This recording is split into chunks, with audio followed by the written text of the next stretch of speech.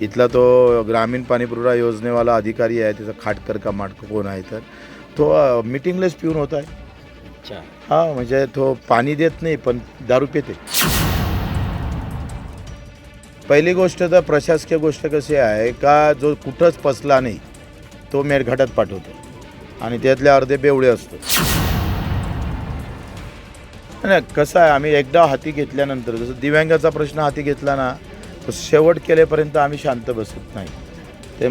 तो आमच्या रक्तातला गुण आहे. शेतकरी कर्जमाफीची आठवण करून देण्यासाठी आणि मेळघाटातील आदिवासींच्या समस्या या सरकार दरबारी पोहोचवण्यासाठी बच्चू कडू यांनी गेल्या 6 दिवसापासून मेळघाटात संघर्ष यात्रा जी आहे, पायदळ संघर्ष यात्रा सुरू केलेली आहे. आज त्यांच्या यात्रेचा हा 6वा दिवस आहे आणि 6व्या दिवशी ते या एका गावात आलेले आहे. महेरियाम नावाचं गाव आहे, या गावात ते आलेले आहे आणि बच्चू कडू आपल्यासोबत आहे. भाऊ, मला सांगा की तुम्ही पाहता आता तुमचा 6 दिवसाचा जो अनुभव आहे, कशा पद्धतीने तुमचा अनुभव आहे? अजून तुम्हाला मेळघाट जे आहे ते इतर जे शहर आहे, शहराच्या तुलनेत काही विकास झालेला दिसते का? काय शहराचे नाही, आपल्या इकडल्या गावाच्या तुलनेतही विकास नाही.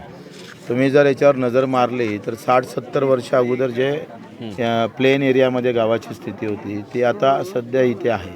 म्हणजे कौलाचे घरं तुम्हाला 90% दिसणार. पाणी पहिले जसं आपल्याला बाहेरून आणायला लागत होतं 2-2, 3-3 किलोमीटर, ती अवस्था इथं आहे. पाणी नाही, विद्युत नाही. बरेच ठिकाणी तर टाकी बांधून ठेवलेल्या आहे. 25 ठिकाणी टाक्या बांधलेल्या आहे. आम्ही ज्या गावात गेलो 25 ते 30 ठिकाणी, पण टाकी बांधल्यानंतर ज्यात पाणीच नाही गेलं त्याच्यामुळे त्या क्रॅक झाल्या. आता पाणी सोडलं तर टाकीतून पाणी जातं, ते गावात जात नाही. म्हणजे चुरणीला आम्ही हत्रूला गेलो, सकाळी रात्री 12 वाजता एस टी आली, सकाळी 6 वाजता गेली. म्हणजे रात्रीची बस येते आणि सकाळी न दिसता ते परत जाते. अनेक गोष्टी म्हणजे प्रत्येक इथं प्रशासनाची. आता एका ठिकाणी आम्ही तिथं गेलो कुहीला, तर तिथं 1 ते 5 वर्ग आणि खोली एकच आहे. एकच खोली असल्यामुळं बिब्याले पण तसंच होतं आहे. तिथं एकच शिक्षक, 2 शिक्षक, खोली 1 आणि वर्ग 5. आता त्या पोरांना विचारलं तर तुम्ही त्या पहिलीच्या पोराला 5वीचं ऐका लागते आणि 5वीच्या पोराला पहिलीचं ऐका लागते. त्यानं कोणतं घ्यावं हे त्याची अक्कल चांगली असेल तर तो काही घेईन. पहिलीतलं घ्यावं का दुसरीतलं घ्यावं, ह्या शिक्षक शिकवत असताना दुसऱ्या शिक्षकाला बाहेर जावं लागतं. म्हणजे कुठली अशा समस्या जगाच्या पाठीवर मला वाटतं आफ्रिकेनंतर मेळघाटातच पाहायला भेटेल. आणि शांत लोक आहे, प्रचंड कष्ट करतं, पण मस्त ते असं सांगतात, भैया हमारे गाव को 20 साल से पानी नहीं है, ये टाकी 2 साल हो गया बांधकाम, पाणी नाही मिल रहा. ते काही आक्रोश नाही आहे. त्याच्या शांततेचाच फायदा सरकार घेत असताना पाहत आहे. मग सरकारी योजना या कोट्यावधी रुपयाचा आदिवासींसाठी येतात, ते खर्च करतात, शिक्षणासाठी असेल, पाण्यासाठी. मग हे नेमकं जाते तरी कुठं? मेळघाटात आदिवासी जर मिळत नसेल तर या योजना जाते तरी कुठं? पहिली गोष्ट तर प्रशासकीय गोष्ट कशी आहे का, जो कुठंच पसला नाही तो मेळघाटात पाठवतो आणि त्यातले अर्धे बेवडे असतो. त्याच्यामुळं ते अर्धे सगळी योजना चौपट करून टाकतं. म्हणजे ज्या भाकड गायी आहे किंवा म्हशी आहे त्या मेळघाटात, आणि दूध देणाऱ्या गायी म्हशी त्या सगळ्या प्लेन एरियात.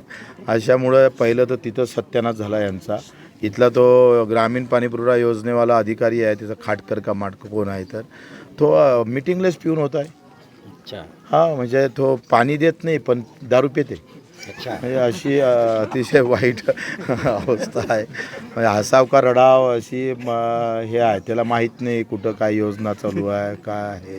म्हणजे आता आम्ही गेलो तर नाही भैया बस म्हणे 2 दिवसात आम्ही लाईन सुरू करतो. मी म्हटलं आता तुला सांगतोच, तू जर सुरू नाही केला तर लगेच लाईन आहे. पाणी आलं, सुरू झालं आणि 2 दिवस आता माहीत झालं पाणी बंद झालं. अच्छा. हो, म्हणजे पाणी आहे, द्यायची मानसिकता नाही आहे.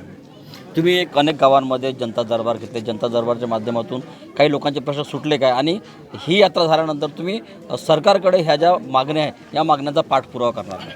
नाही, कसं आहे, आम्ही एकदा हाती घेतल्यानंतर जसं दिव्यांगाचा प्रश्न हाती घेतला ना, तो शेवट केल्यापर्यंत आम्ही शांत बसत नाही.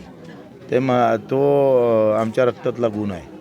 त्यानं सरकारनं फक्त असं समजू नये का 200 किलोमीटर 250 किलोमीटर पैदल चालला म्हणजे संपला विषय. आता तर सुरू झाला.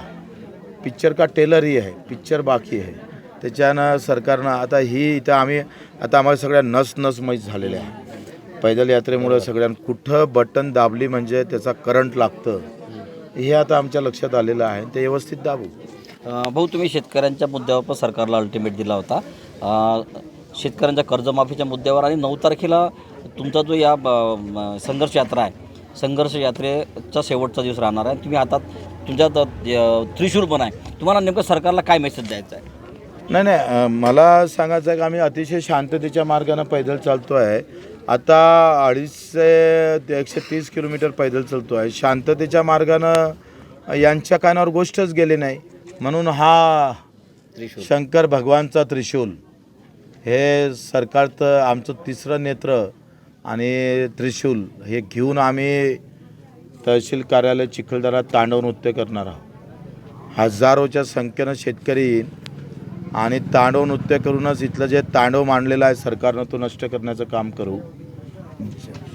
हर हर महादेवच्या घोषणा देत म्हणजे सरकार आता आम्हाला समजलं का शांततेचा मार्ग पायी चालतसुद्धा सरकारच्या कानावर गोष्ट जात नसेल तर त्रिशूल लेके कर्जमाफीच्या मुद्द्यावर पण तुम्ही परत तुमच्या भूमिकेवर ठाम आहात. चालू कर्जदारांच्या माफीसहित थकीत कर्जदार माफ करावं लागेल, कारण हे देवाभाऊची मागणी होती, देवेंद्र फडणवीसचीच मागणी होती आणि ते आम्ही आता लावून धरलेली आहे. हे होते प्रहारचे जनशक्ती पक्षाचे नेते बच्चू कडू, ज्यांनी गेल्या 6 दिवसापासून मेळघाटमध्ये संघर्ष यात्रा सुरू केलेली आहे. आणि या मेळघाट संघर्ष यात्रेच्या माध्यमातून मेळघाटातील आदिवासींच्या समस्या ज्या त्या समस्या पूर्णपणे बच्चू कडू यांच्या नजरेखालून गेलेल्या आहेत. त्यामुळे आता ह्या समस्या आपण शासन दरबारी मांडू आणि सरकारला या समस्या सोडवण्यासाठी बाध्य करू, असा इशारा जो आहे तो बच्चू कडू यांनी दिलेला आहे. व्हिडिओ सागरचा संजय शेंडे, न्यूज 18 मराठी, मेळघाट, अमरावती.